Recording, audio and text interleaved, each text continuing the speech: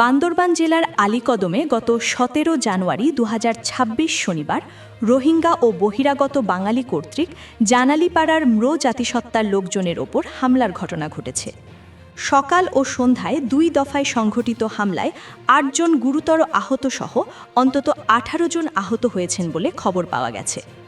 স্থানীয় সূত্রে জানা যায়, ঘটনার দিন সকাল আনুমানিক ১০টার দিকে আলীকদম উপজেলার ৩ নং ইউনিয়নের নয়াপাড়ায় বসবাসকারী রোহিঙ্গা জাফর ওরফে বাইট্টা ডাকাত জাফর ম্রোদের গ্রাম জানালীপাড়ায় ঢুকে কলা চুরি করতে গেলে গ্রামবাসীরা তাকে হাতে নাতে ধরে ফেলেন। এরপর সকাল ১০:৩০টার সময় জাফরের ছেলে ও তার সহযোগী সহ প্রায় ১০-১৫ জন রোহিঙ্গা ধারালো অস্ত্রশস্ত্র নিয়ে ম্রো গ্রামবাসীদের উপর হামলা চালায়। এতে অংশং ম্রো ও প্রেকিকচম ম্রো গুরুতর আহত হন। হামলাকারীরা গ্রামবাসীদের কাছ থেকে জাফরকে জোরপূর্বক ছিনিয়ে নিয়ে যায় এবং গ্রামবাসীদের বিভিন্ন হুমকি প্রদান করে। ঘটনার পর সকাল আনুমানিক ১১:৩০ দিকে গ্রামবাসীরা আলীকদম থানায় অভিযোগ জানালে থানার ভারপ্রাপ্ত কর্মকর্তা ওসি তাদের সহযোগিতার আশ্বাস দিয়ে ফিরে যেতে বলেন। পরে বিকাল আনুমানিক ৫টার দিকে থানার পক্ষ থেকে মুঠোফোনে কল দিয়ে গ্রামবাসীদের থানায় যেতে বলা হয়।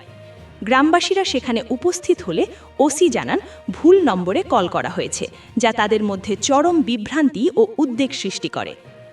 পরবর্তীতে সন্ধ্যা আনুমানিক ৭টার দিকে গ্রামবাসীরা ২টি টমটমে করে থানার দিক থেকে গ্রামে ফেরার পথে নয়াপাড়া কবরস্থান সংলগ্ন এলাকায় রোহিঙ্গা ও বহিরাগত বাঙালি নারী পুরুষ মিলে প্রায় ৪০ জনের একটি দল দেশীয় অস্ত্রসহ তাদের উপর আবারও আকস্মিক হামলা চালায়। এতে টমটমে থাকা ১৮ জনের সবাই আহত হন। ২ দফা হামলায় গুরুতর আহতদের মধ্যে ডাঙ্গিয়া ম্রো, অমর ত্রিপুরা, প্রেকিকচম ম্রো, অংশং ম্রো, কটঙ্গং ম্রো, ইঙ্গানওয়াই ম্রো, লাংচিং ম্রো ও মেনরুং ম্রোর নাম জানা গেছে।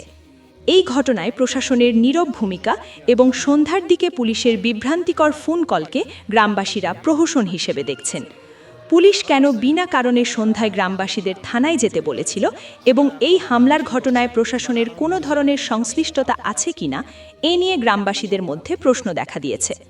গ্রামবাসীরা দ্রুত হামলার ঘটনায় নিরপেক্ষ তদন্ত, দোষীদের গ্রেপ্তার এবং স্থায়ী নিরাপত্তা নিশ্চিত করার জন্য প্রশাসনের জরুরি হস্তক্ষেপ দাবি করেছেন।